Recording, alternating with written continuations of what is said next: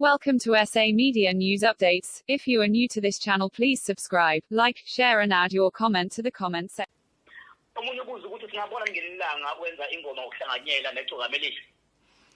Ngingaqinisekisa nje ukuthi angikwazi ukwenza ingoma nomuntu ongakwazi ukucula. Kufuneka umuntu okwazi ukwenza ingoma akwazi ukucula ngoba mina mangicula nginokhiya abaningi.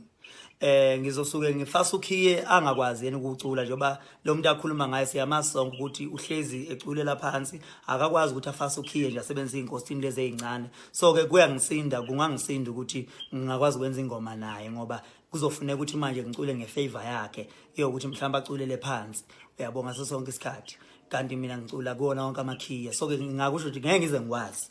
Ngafuna ukuthi mhlawumbe aqale abe umculi kuqala bese ngiyakwazi-ke. Kuyiqiniso ukuthi inkukhu nempaka nongizo necukamelisha kubuza usithemba ka? No engakusho mhlambe uma bethi inkukhu nempaka kusho ukuthi labo bantu basuke begconana mhlambe inkukhu yodwa. Ngakusho mhlambe izinkukhu zodwa lezo ngoba zinkukhu ezilandela impaka kusho ukuthi ngamanye amazwi ngoba mina akekho umuntu engezwani naye futhi mina izandla zami ivulelekile.